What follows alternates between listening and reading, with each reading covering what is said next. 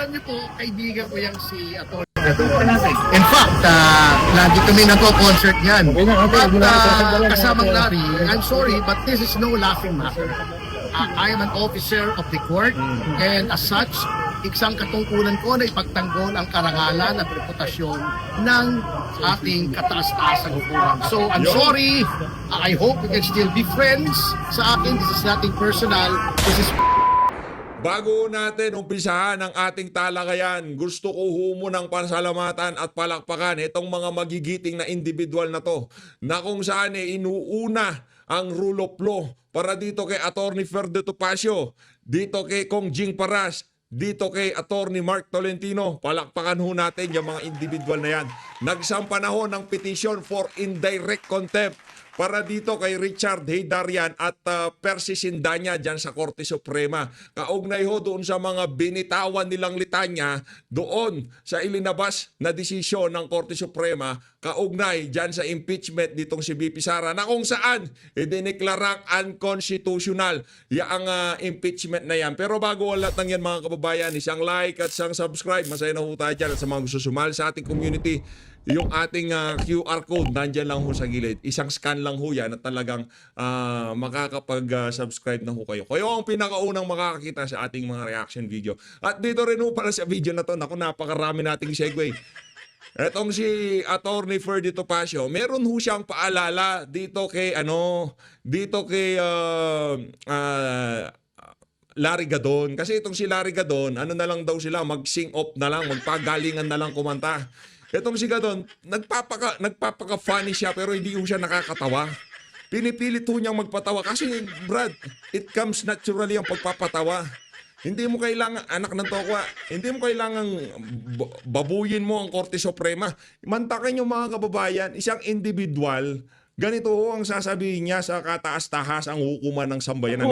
Tuta ang Supreme Court, tuta ng mga Duterte. Kahit hindi ho Duterte ang tinukoy niya diyan, kahit tuta ng mga Marcos ang Korte Suprema, hindi ho natin kayang sabihin 'yan. Hindi ho natin pwedeng sabihin 'yan. Kasi ano ho 'yan yan yung kataas-taas ang hukum. Kailangan ho nating respetuhin 'yan. Kahit ano pang ilabas na desisyon 'yan, mapapabor o against sa ating mga pinaglalaban, dapat nating sundin. Kasi kung hindi natin susundin yan, para tayong banana republic, ika nga. Yan ang mga Italianista at ensaymada. Yan ho ang mindset ng mga bangag. Pagka hindi paborable sa kanila ang desisyon, nagwawala ho sila sa social media. Kaya naman, Atty. Larry Gadon, ito ang paalala sa iyo ng iyong kaibigan na si Atty. Ferdo Topacio. Atty. Ferdy, salansanin mo itong mama na to. Game. alam niyo po, kaibigan ko yung si Atty. In fact, lagi kami nagko-concert yan. But kasamang Larry, I'm sorry, but this is no laughing matter. I am an officer of the court and as such, isang katungkulan ko na ipagtanggol ang karangalan at reputasyon ng ating kataas-taasang hukuman. So, I'm sorry. I hope we can still be friends. Sa akin, this is nothing personal. This is part of my duties as an officer of the court. I had to do this. I hope you understand. Alam ko na kung ikaw ay abogado pa rin hanggang ngayon at ako ang gumawa nito, if the situation were reversed, you would have done the same thing. Pero kung gusto mo magkantahan, wala pong problema sa atin. Passion natin yan, kasamang Larry. Yun. Kung sakaling magkakantahan ho sila, tayo dadalo dyan. Pupunta tayo para dito kay Atty. Ferdo Topacio. Nakita nyo naman ho ang paninindigan ng mama. Nakita nyo ho kung saan siya tumatayo sa lahat ng issue sa ating bansa. Lagi hong nakikita natin na laging nandun sa tama. Para sa ikabubuti ng nakakarami. Yan bang petition na yan? Para sa kanya yan?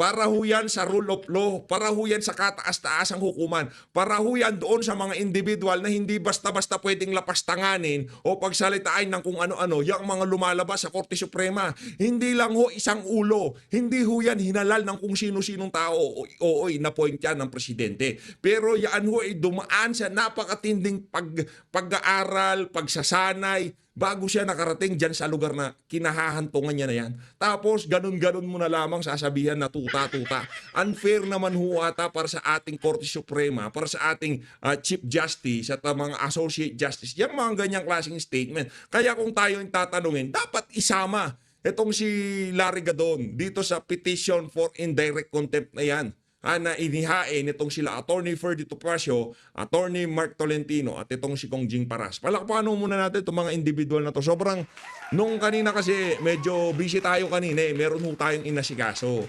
Nung nakita ho natin itong balita na to, kaya itong inuna ko kasi sobrang natuwa ho tayo dito mga kababayan. At least, di ba, yung iba dyan, magdadahan-dahan na, maghihinay-hinay na sila sa pagbibigay ng komento o pagkikriticize dyan sa mga against tayo o pabor tayo.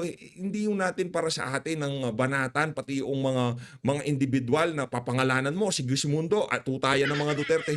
Unfair ho yun. Hindi ho yan halal. Hindi ho yan kung ano, nag-aral yan at marami silang ulo na nandyan. Hindi ho basta-basta na yung isang associate justice, may influensya niya yung isa.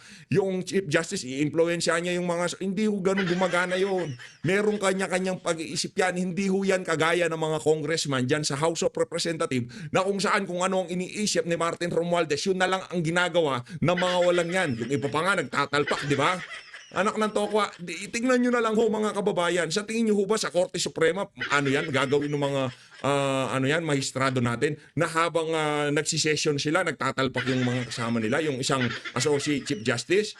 Hindi ho nila ginagawa yun. Yun ho ang kaibahan. Alam nyo kung sino dapat tanggalin sa pwesto, makulong? Yang mga congressman na yan dahil wala nang ginawa yan. Mula nung una pang panahon hanggang ngayong kasalukuyan, yan ho ang mga pahirap sa sambayanan. Yung sistema na to naikutan nila para ma-take advantage nila sa kanilang mga political interest. Ika nga. Eto mga kababayan, itong si lipat ho tayo kay dito kay teka lang. Eto kay attorney Attorney Rowena Guanzon. Mahusay din ho yan Yan ang mga tignan nyo ho mga kababayan. Ito alam ko naging associate justice to dyan sa Korte Suprema. Tignan nyo ho itong si Attorney Rowena Guanzon. Wala na siya dyan. Wala na siya dyan sa dyan sa bulwagan na yan. Pero yung practice, yung pagiging dapat maprinsipyo, hindi basta-basta na i-impluwensyahan ang kanyang mga pinaglalaban. Tingnan nyo. Pati dyan sa mga tayo niya sa mga bagay-bagay, yung pagiging consistent niya doon sa kanyang mga pinaglalaban. Noong panahon ng kampanya hanggang ngayong panahon kasalukuyan. Yan ang kaibahan ng ali na yan. Lagi kong sinasabi dito sa PH Update, katangi-tanging dilawan at pinklawan na nakatawid sa gitna ng mga Duterte. Na yung tipong yung mga, hindi dahil yung naratibo. Hindi pa rin niya, hindi pabor ba siya. Wala nga siyang statement sa kung napakaraming issue na talagang, di ba, yung tipong pagkakadukot kay dating Pangulo, pagkakakidnap kay Tatay Digong. Pabor ba siya o hindi siya pabor? Hindi natin alam. Pero the way na iposisyon niya ang kanyang sarili na magsalita siya, makikita ho natin yung pagiging hindi siya pabor o hindi. Mahusay ho niyang ipinosisyon ang kanya. Pero ang consistent dito, yung pag-inom niya ng Coca-Cola. Maya't maya meron diyang Coca-Cola kaya nagka-diabetes na lang, di ba? Attorney Rowena huwag niyo kalimutan yung gamot niyo. Yun ang consistent sa kanya. Kung ano yung mga sinabi niya, tinatayuan niya. Asan yung mga ibang pinklawan at dilawan? Yung iba mga nagsasalita pa na, "Huy, tax evader ka, magbayad ka ng tax mo." Wala na, nasa administrasyon na. Ito, pakinggan natin. Ang isa sa mga minamahal ng sambayanan, hindi lang ng mga pinklawan at dilawan, pati ng mga Duterte, yung mga pinklawan at dilawan na nasa tamang kaisipan, sigurado tayo, mahal pa rin yung ali na yan. Tayo, pinapanood natin dito dahil nasa tama yung sinasabi niya. Pero hindi ho natin sinasabing kaalyado natin yan. Hindi ho yan DDS. Pero nasa tama. Ito ang magandang halimbawa na pagka yung bias nyo, tinanggal nyo, yan ang mga magiging opinion nyo. Pagka, kita nyo naman sa House of Representatives, di ba? Ano yung sinabi niya? Yaang mga ayuda walang kwenta. Anong nangyari? Walang ang kwenta yung mga ayuda. Pero ikaw, pagka pinairal mo na yung kulay mo sa politika, kahit ano pang pangit ng pinagagawa nila dyan sa House of Representatives, mabubulag ka. Kagaya ng nangyayari doon sa mga Yangon, sa mga nagpe-press con dyan sa House of Representatives, dahil may kulay na ang mga sinasabi nila, hindi nila mabanatan si Tamba. Ano rin yan, P3WD. Di ba? Ano din siya, party list siya. Pero yan naniniwala tayo, maliban sa sagip, diyan sa kung nandiyan ang Duterte yang party list nitong si Atty. Rowena Gonson, isa yan sa mga hindi magpapahawak sa leeg nitong si magpapahawak sa leeg dito kay Martin Romualdez. Isama na natin yung BH party list. Gabe? Attorney Rowena Gonson po, ang inyong lingkod.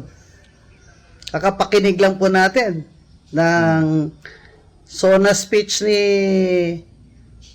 President BBM. Pero ako, sabi nga nila, sa 3 taong pinaghihintay natin, na baka sakali naman sa kagitnaan ng kanyang term ay talagang kakayanin niya ang mga problema ng Pilipinas sa tanggutom ng mga taong bayan. Ito po, SONA niya ay dapat tinawag nating desperate state of the nation. Oh, Kasi desperate na talaga siya na makuha niya uli ang magandang loob natin. Lalo na yung mga taong bumoto sa kanya. At ang mga taong hindi man bumoto sa kanya, pero tayo umaasa na sana po ay gampanan niya ng mabuti ang kanyang mga katungkulan, lalo na i-stop niya yung corruption. Pero nung unang SONA niya 3 years ago ay fresh na fresh pa siya. At hopeful naman po tayong lahat kahit tayong mga hindi bumoto sa kanya. We wished him success, lalo na ako. Kasi nga sabi ko, baybayan ko rin po ito. Kung kayo na po nanalo dyan, edi pag galingan nyo. Para kami naman po ay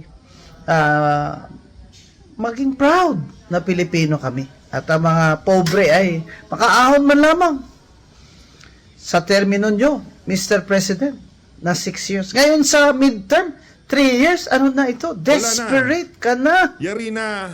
Ika nga, ano ka na dyan, kumbaga kung nagtatrabaho ka sa bahay, ano na yan, puro palpak na lang ang gagawin mo dyan. Tipong mamadaliin muna lahat yan, mga proyekto, lahat. Tandaan natin mga kababayan, lahat ng bagay na minamadali, walang nagiging magandang resulta yung mga yan.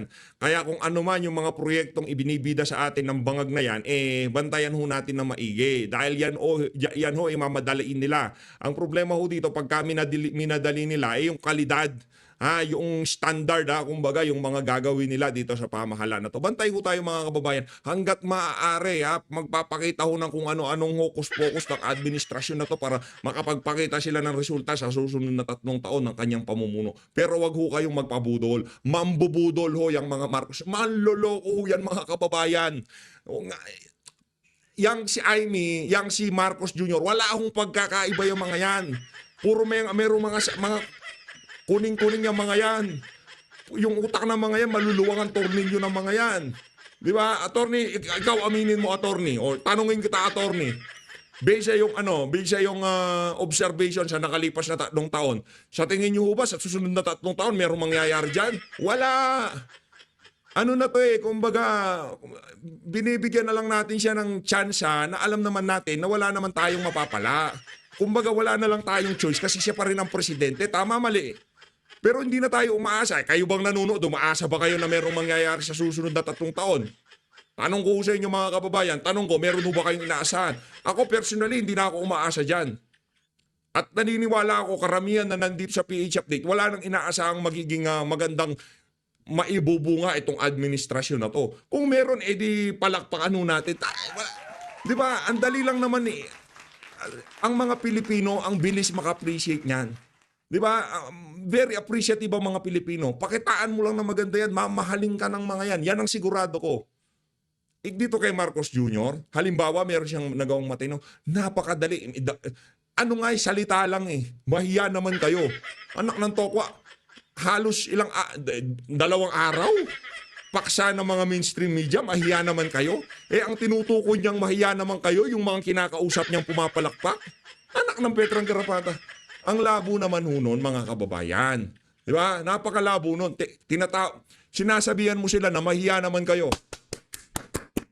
Pinapalakpakan ka, anak ng tokwa, may problema.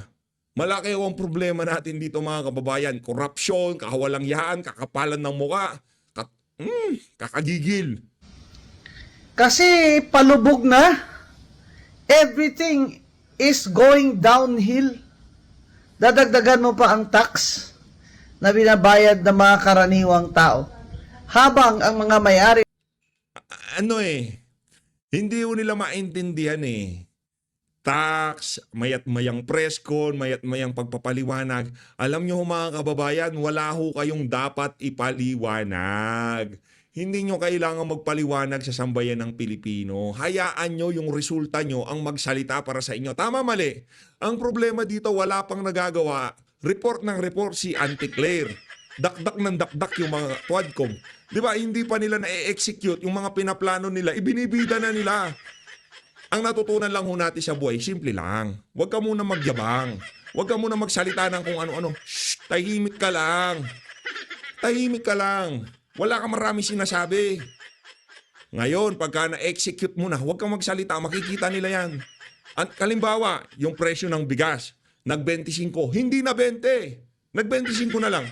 Pumunta ka sa palengke. Anak ng toko, heto na ata yun. Pipicturan mo yun, ipopost mo. Heto na nga sinasabi natin, 25 pesos na yung bigas.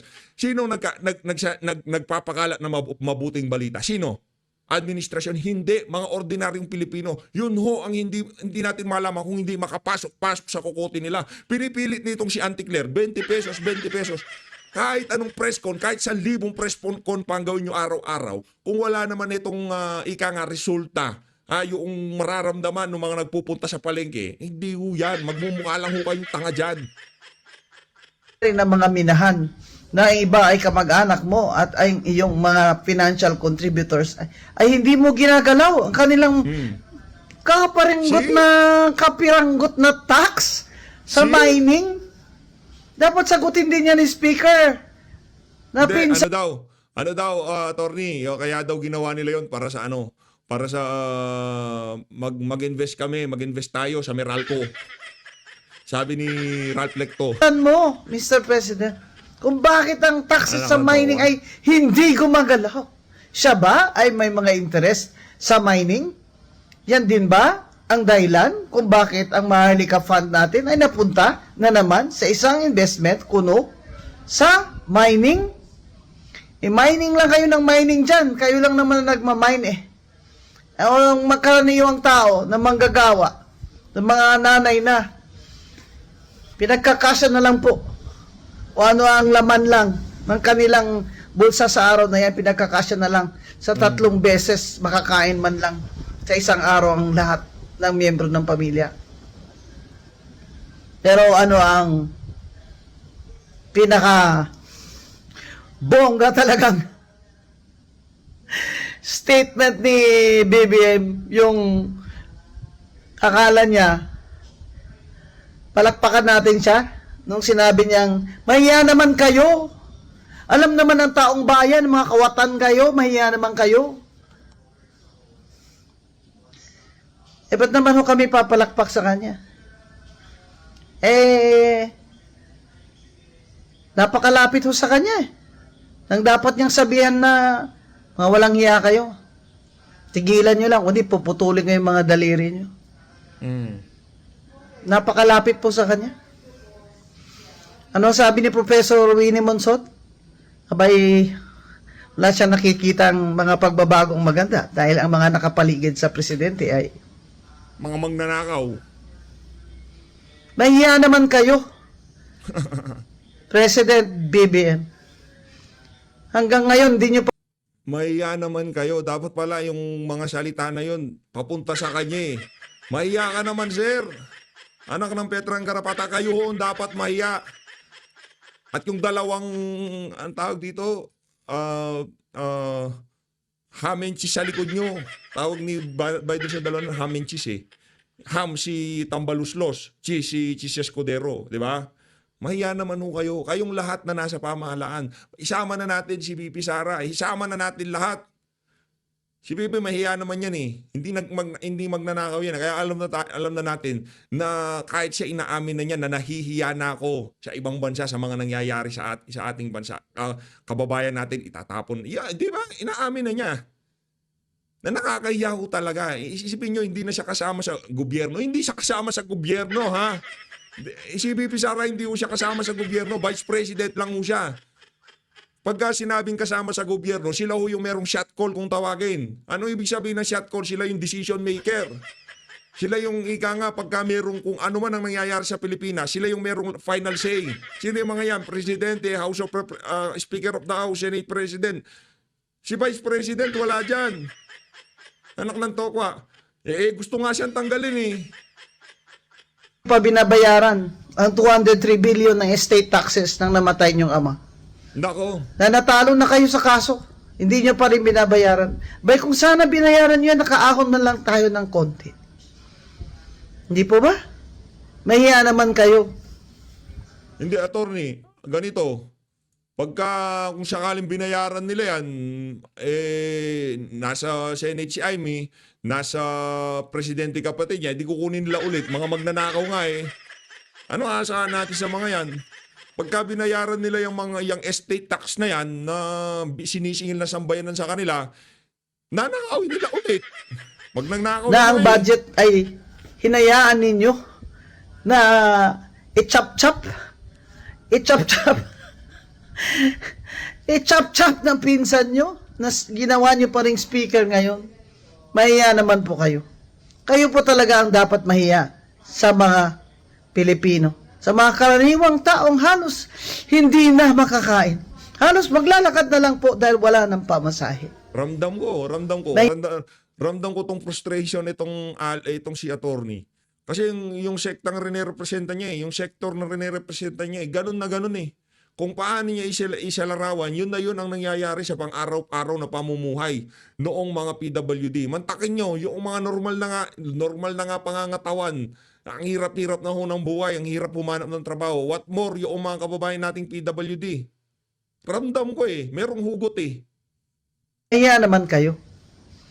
Saludo, attorney. Saludo. Ako, kung ano man ang endeavor mo sa mga susunod na panahon, makakaasa ka sa amin dito sa PH Update na susuporta. Kung alam naman namin, nakita namin na para talaga yung siya kibubuti ng ating mga kababayan. Itong mga simpleng pagsasalita na to, ito kasi yan mga kababayan. Bakit ho natin pinapakita itong mga ganitong klaseng video?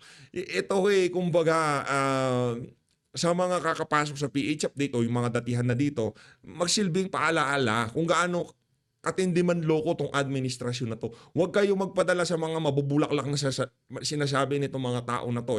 Si Winnie Bunsod nga, dilaw pa sa pink yan, di ba? O ano nangyari? Yung mga dilaw pink kasama ay wala na pala. Malapit na sila. Nandun na sila ika nga sa breaking point. Magbe-break na ho itong mga pinklawan, dilawan, tapos itong mga Italianista Ensaymada.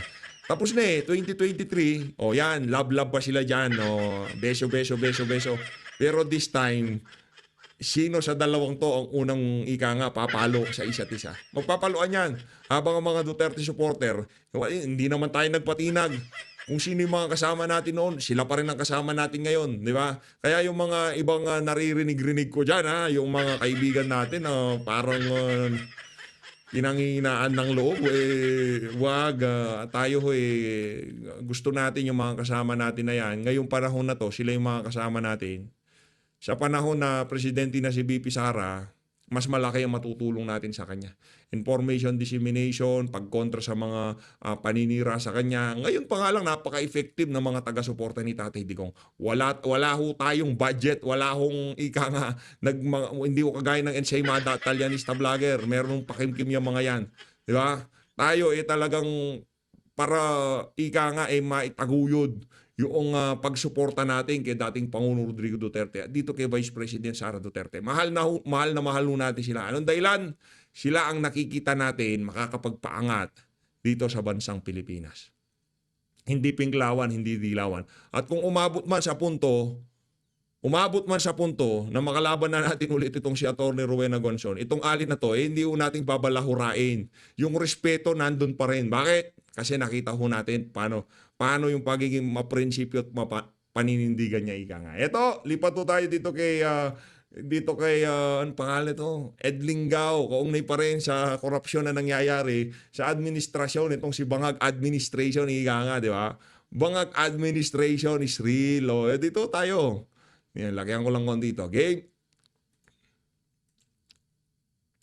Sir Ed, pasok. Napakatagal na po ang usapin ng korupsyon sa mga proyekto ng gobyerno, issue Tagal na madalas na. iniiwasan ng mga Ang tagal na yan, yung iba ngayon pa lang nila ngayon lang nila pinapaalalahanan yung mga kaalyado nila na maya naman kayo.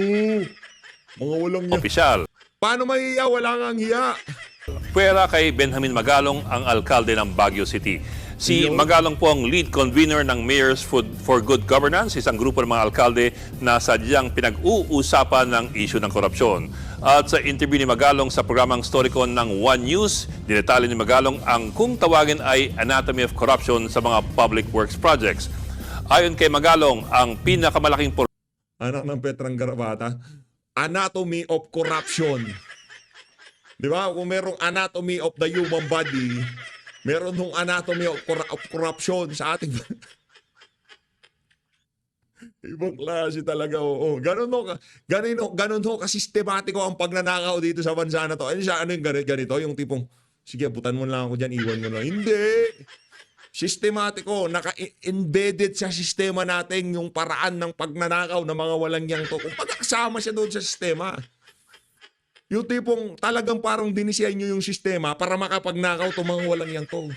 Yung gumawa sa sistema, pinaghandaan na nila na balang araw darating yung kanilang anak, kamag-anak, kaibigan para i-take advantage itong bulok na sistema na to para makapagnakaw sila.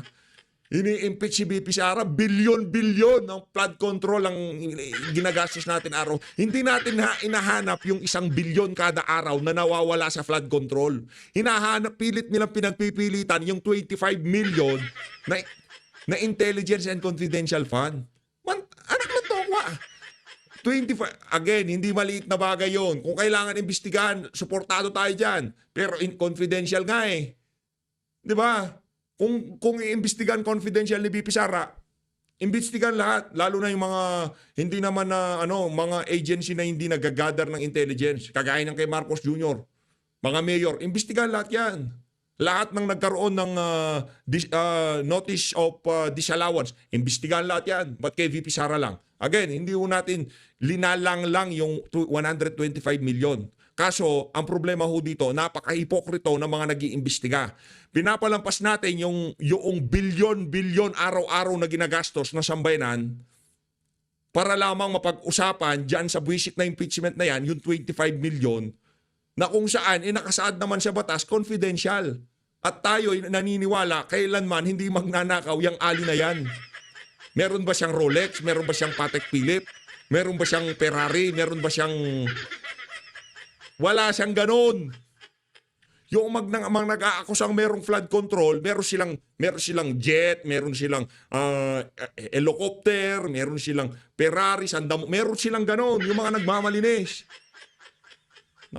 porsyento ng mga kickback ay napupunta sa politiko. 35 to 40% daw ng project cost binubulsa ng politiko.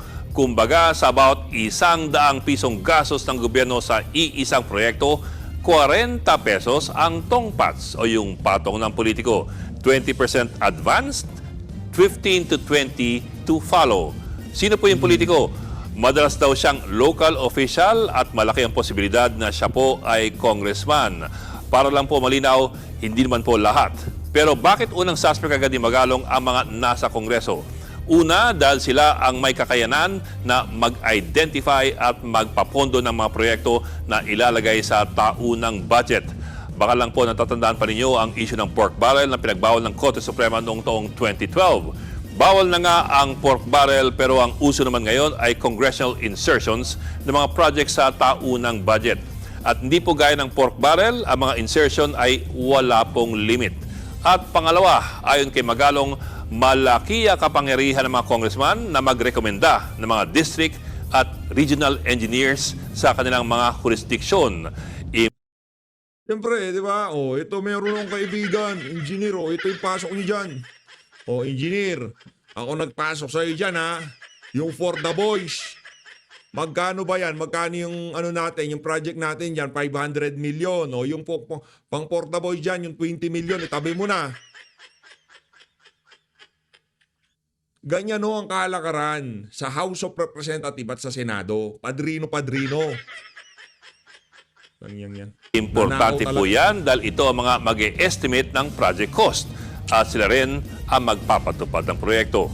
Ito pa, Ang ilang opisyal ng implementing agency, gaya po halimbawa ng DPWH, may patong naman na 10 to 12%. Kaya sa porsyento pa lamang ng politiko at mga korap na opisyal, kalahati agad ng project cost nabulsa na.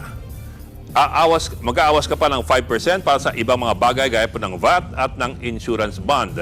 Siyempre, hindi pa po tayo tapos. Tandaan na meron pang kontraktor na kailangan naman ay meron kahit pa panong kita. 10 to 15% po. Nako, laki ng problema ni Tambalusus dito. Alam nyo, ano na yun act of desperation yung nangyayari dyan sa House of Representatives. Hindi lang ho kasi si hindi ganito na lang, no? Kung sakaling magkasunugan dyan sa House of Representatives, hindi lang ho si Tambang matutusta dyan. Hindi lang ho siya. Karamihan ng mga nakaupong congressman at yung mga congressman o nagdaang 19 Congress, matutusta ho sila mga kababayan. Kaya kita nyo, nagkaisa sila. Kasi puro magnanakaw ho sila dyan. Hindi ho nakaupo ngayon si Martin Romualdez dahil mahusay siya, matapat siya, kontra siya sa korupsyon. Hindi ho. Yun ho desperate move ng bawat magnanakaw dyan sa House of Representatives. Kung sakaling mapalitan niyang si Martin Romualdez, ma-open yung investigasyon. Kahit yung sila dyan, pwedeng mag-conduct ng hearing kaugnay dyan sa mga flood control na yan. At hindi rin magugustuhan niya nung mga bumoto kay Martin Romualdez na kung saan binigyan ng pondo yung kanilang mga distrito para dyan sa mga flood control na yan. Yang mga bumoto kung gaano karami yung bumoto kay Martin Romualdez, ganon din ho karami ang mga magnanakaw dyan sa House of Representatives. Gloria Macapagal, hindi ko alam. Ang sinasabi natin dito, malamang sa malamang, yung karamihan ng mga bumoto kay Martin Romualdez, mga magnanakaw yung mga yan. Dahil sangkot sila. Meron silang pananagutan na kung saan natatakot sila na mabulgar kung sakaling matanggal si Romualdez. Tama, mali. Po yan ayon kay Magalong. Kaya't ang matitira na lamang sa kabuuang project cost, 30% ng original na budget. Yang 30% po ayon kay Magalong, yan na lamang ang pwedeng magamit para matuloy pa yung project. Sa bawat 100 piso ng project ng gobyerno, 30 pesos na lamang ang natitira para, for example, sementoin ng kalsada o itayo ang tulay. Kaya hindi nakakapagtaka na maraming kalsada ang lusaw kaagad kapag umihi yung palaka. Sana Ito talaga siya rin. Umihiyam. Hindi, yan. Strategy din ho nila yan mga kababayan. Hindi ho yan dahil maliit ang pondo. Talagang sinasadya nila na hindi patibayin ang kalsada. Kasi pagka pinatibay ang kalsada, si contractor at si engineer, hindi na ho sikikita. Gusto nila, every other month, nagbabakla sila o nag-aaspalto sila. Yun yung ika nga kung tawagin gusto nila minimaintain yung mga bagay-bagay na dapat sana kung linagyan mo ng matibay yan. Bakit yung mga barangay road? Anak ng tokwa, bata pa lang ako, barangay road na. Hindi nakaspalto dahil simento ang ilinagay nila pang matagalan. Mula bata ako, yung daan na yun, dinadaanan ko hanggang ngayon, daan pa rin. Hindi inaspalto, hindi repair o kung ano pa man. Bakit kayang gawin yun? Di ba? Bakit yung mga kalsada ngayon, kung hindi nakaspalto, bukas makalawat, lusaw, isang bagyo lang dumaan? Kasi sinasadya ho nilang bawasan yung halo siguro, yung bakal. Dina-downgrade nila yung specification na ibinigay. Di ba? Para pagdating ng panahon, after few months, few years, lusaw yan para may gagawin sila ulit. Sinong magiging contractor, sinong magiging supplier, sinong magiging district engineer o kung sino pa man. Yung mga kaibigan ng mga congressman. Kaya ngayon, alam nyo na ho yan mga kababayan. Kaya kung ano man nasabihin ni Marcos sa kanyang ipang-5 at pang-6 na zona, nasa sa inyo na ho yan kung magpapabudol kayo. Nasa sa inyo na ho. Lagi ko naman sinasabi yan eh. Hindi sinabi ko na doon pala, kaya hindi ko pinanood eh. Alam niyo anong ginawa ko nung nagsusona si Bangag? Natulog ako. Tulog. Pag natulog ka, mas magiging magiging fresh. Pero pagka ikaw nanood ng Sona, mababad trip ka lang dahil napakasinungaling nung nagsasalita. galing itong mga estima ni Mayor Magalong. Galing daw ito mismo sa mga kontratista na kanyang nakakausap at maging sa ilang tao sa Kongreso. Isang halimbawa raw dito ay mga proyektong gaya ng solar-powered lights. Meron mga project daw na nakalista ang unit price na 157,000 pesos bawat solar lamppost. Pero ayon kay Magalong, pagkausapin mo naman daw ang supplier mismo, papatak lamang ito sa 35 to 45,000, kumpleto na po. Anak ng Petrang Garapata. Yan, ganyan sila magnakaw. Ibig sabihin, talagang accurate ito. 157,000 project unit price, 35 to 46,000 pesos lamang ang triple. Kasama na ang kanilang tubo. So parang may kumikbak ng 111,000 pesos sa bawat poste na libo-libong poste ang tinayo. Ayon kay Magalong, napakadaling i-check ang actual price laban sa project unit price dahil madaling kausapin ng mga supplier. Ang mas mahirap raw ay ang paghuli sa mga politiko na kumikickback dahil wala naman daw nakalagay sa kasulatan at laway lamang ang naging puhunan. Mga kapatid, Ed Lingaw. Ayun na nga, maraming salamat sa News 5 at dito kay Sir Eledingaw. Maraming salamat to sa mga sumusuporta sa PH Update. Medyo hype po tayo ngayon dahil medyo hindi po tayo natutuwa sa mga recent development. Dito kay Atty. Ferdy, masaya tayo dyan. Pero dito sa mga panlulokong ginagawa ng administrasyon na to, anak ng toka, mga kababayan, ako sinasabi ko na ho sa inyo, kahit sinong Marcos, kahit sinong Romualdez, walang lalabas na matino dyan sa mga magiging desisyon ng mga yan. Walang magiging matinong resulta ang magagawa ng mga yan. At sa susunod na video, itutuloy na ho natin ang ating talakayan kaugnay dyan sa pagnanakaw ng mga pamilya na yan. So always, mag-ingat po kayong lahat. Mahalin natin ang Pilipinas.